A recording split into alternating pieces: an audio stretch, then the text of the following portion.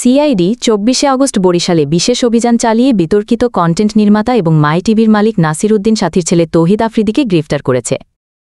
বৈষম্য বিরোধী আন্দোলনে রাজধানীর যাত্রাবাড়ি থানার আসাদুল হক বাবু হত্যা মামলায় গ্রেফতার দেখানো হয়েছে ওই কন্টেন্ট ক্রিয়েটরকে। তৌহিদ আফ্রিদি গ্রেফতারের পরেই তার বিরুদ্ধে বিভিন্ন অভিযোগ ওঠে। সোশ্যাল মিডিয়ায় আলোচনা ও সমালোচনা চলছে তাকে নিয়ে। এর মধ্যে গ্রেফতারের আগে থেকেই বিভিন্ন সময় নানাজনের সঙ্গে প্রেমের গুঞ্জন ছিল তার।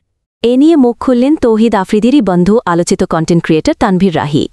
তানভীর রাহি দেশের একটি নিউজ চ্যানেলের সাথে আলাপকালে স্বীকার করেন তৌহিদ আফ্রিদির সাথে অভিনেত্রী কেয়া পায়েলের সাথে সম্পর্কের কথা। তাছাড়া অভিনেত্রী প্রার্থনা ফারদিন দেগির সঙ্গেও সখ্যতা ছিল, যদিও বারবার বন্ধুত্ব বলেছেন তিনি। এদিকে শোনা যায় ছোট পর্দার আলোচিত অভিনেত্রী কেয়া পায়েলের সঙ্গেও প্রেম ছিল তৌহিদ আফ্রিদির। প্রসঙ্গত, তৌহিদ আফ্রিদি রাজধানীর যাত্রাবাড়ি থানার একটি হত্যা মামলার আসামি। গত বছরের ১ সেপ্টেম্বর রাজধানী যাত্রাবাড়ি থানায় মামলায় তৌহিদ আফ্রিদি ও তার বাবা মাই টিভির মালিক নাসির উদ্দিন সাথীসহ ২৫ জনকে আসামি করা হয়। মামলায় এজাহার নামীয় ১১ নম্বর আসামি তৌহিদ আফ্রিদি।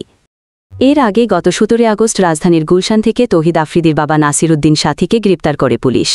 তাকে যাত্রাবাড়ি থানার আসাদুল হক বাবু হত্যা মামলায় গ্রেপ্তার দেখানো হয়। পরদিন ১৮ September Dhaka metropolitan magistrate Ziauddin আহমেদের আদালত তার ৫ দিনের রিমান্ড মঞ্জুর করেন।